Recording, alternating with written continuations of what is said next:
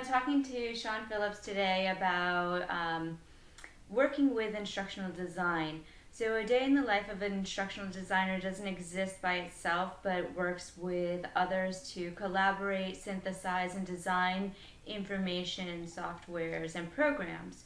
To do that, it takes a team effort. To that effect, I'm working with Sean to talk to him about his work in. Well, Sean, will you tell us what it is that you do? My name's Sean Phillips. I work for a company named AI Solutions. We're a NASA and U.S. Air Force space contractor. So we provide a lot of software services, including data visualization and ground systems for automation for missions that fly both now and in the future. And your specific role, what is it that you primarily do in your software design? Is it that you... So software engineering typically covers many things. I'm an IT professional in general, so I write software which attempts to provide services to customers in the space regime. My specialty is data visualization, so oftentimes we have to have software written which provides a sort of insight into what the problems that they're facing are so they can apply their expertise. Often the information is overwhelming enough where even an expert can't handle it by themselves. That's where I come in. I have to create software that reads that data, interprets it, and then provides an instructional display to not only the expert, but their downstream customers, i.e. their management or the operators. So are you then the vendor and... That's one way of looking at it. As a NASA contractor, we work via government contract, so we vend those services. We do have our own commercial products, yes.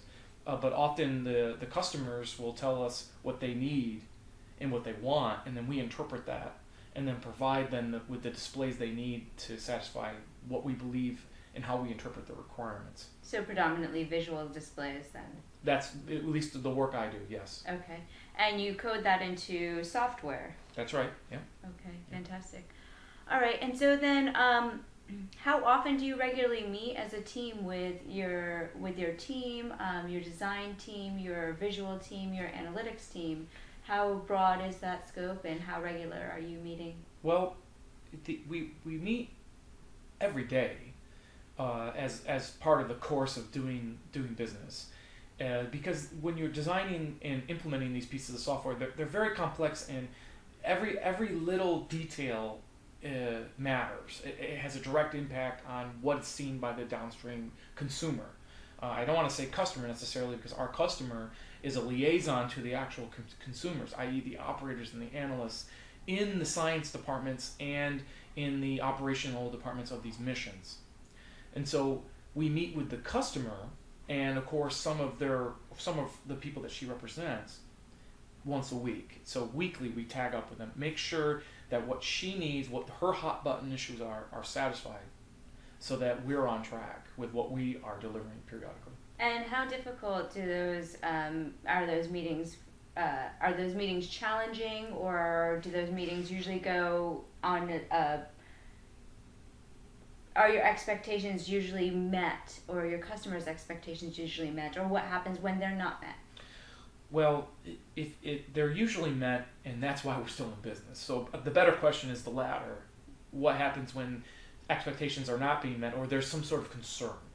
Well, that's why you meet weekly. If everything's honky-dory, then that meeting is very quick. But if there's an issue, you essentially resolve it right away through a series of decision analysis resolution type reviews, DARs they're called.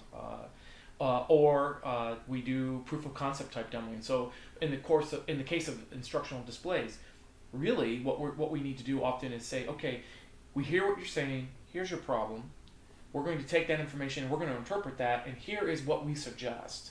And the faster you get something out visually, the sooner you can get some validation back. It's almost impossible to get it right the first time. So the more iterations you can have, the faster with your downstream customers and consumers, the faster you can get your displays to the point where they're providing real value. Fantastic.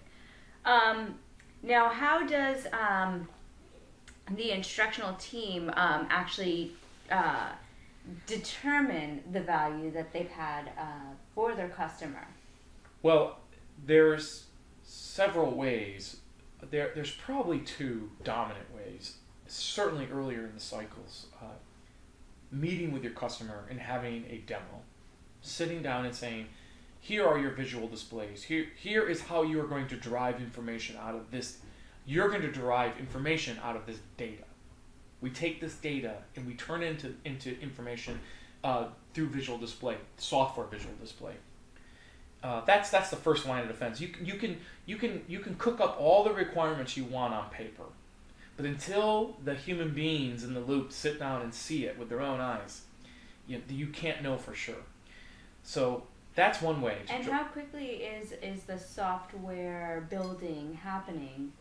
Well, it all depends. But I've heard that it's been taking off recently, and that the software information industry has really just grown by leaps and bounds, encompassing places like real estate, gaming, and education.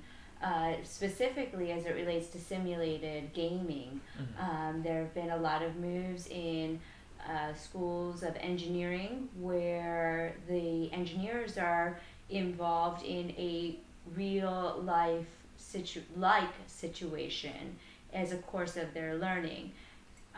So we're seeing these structures being built rather quickly and at a very fast rate.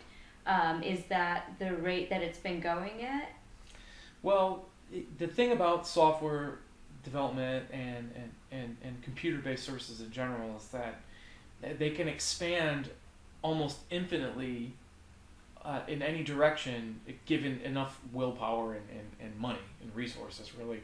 And so when an opening and an opportunity, a niche for opportunity appears, if it can very quickly be filled and expanded by some sort of software implementation.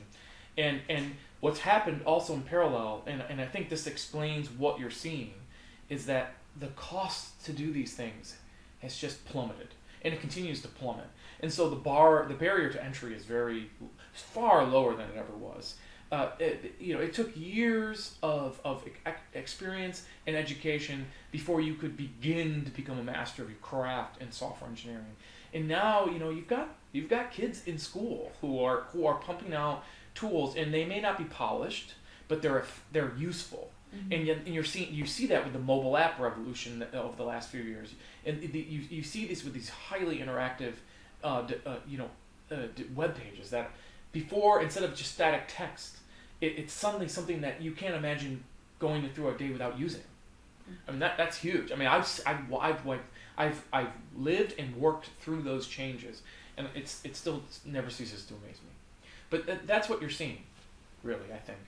The lowering of costs. Yeah, the lowering of cost, really. Yeah. So with the lowering of cost, more people, more activities, because the these faster are the basically turnaround being time. built by non-profit organizations and being used by the mass market. Yep, that's right. And so the people who are for profit can do even more because they're focused. Mm-hmm. It's true that it's really enabling. It really is. It's challenging too, because suddenly now it's not enough to be an expert. So what? There's a lot of people who can do almost everything you could do before too.